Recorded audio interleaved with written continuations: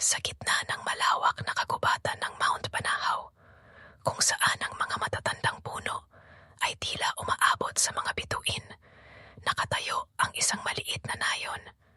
Ang nayong iyon ay kilala bilang Sitio Balete, isang lugar na kung saan ang mga kwento ng mga nilalang na hindi makatao ay madalas na ibinubulong sa paligid ng mga apoy sa gabi.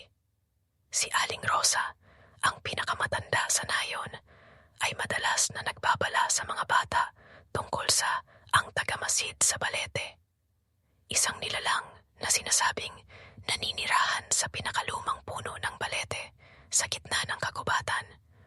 Ayon sa alamat, ang nilalang na ito ay may mga matang pulang-pula, matutulis na kuko, at isang tinig na parang kaluskos ng tuyong dahon sa gitna ng bagyo.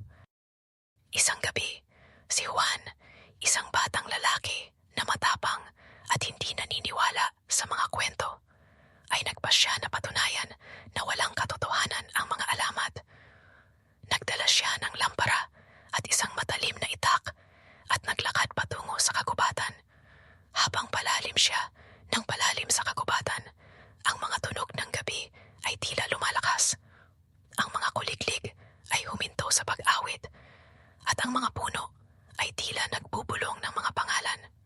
Sa gitna ng kadiliman, nakita niya ang malaking puno ng Balete.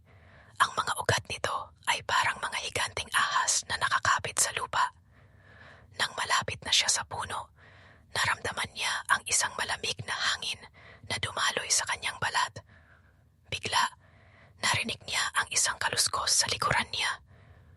Lumingon siya at nakita niya ang dalawang pulang mata na nakatitig sa kanya mula sa kadiliman. Ang tagamasid sa Balete ay nakatayo sa harap niya. Ang kanyang katawan ay natatakpan ng mga dahon at putik. Ang kanyang mga mata ay parang apoy at ang kanyang mga kuko ay parang mga kutsilyo. Tumakbo si Juan, ngunit ang nilalang ay mas mabilis.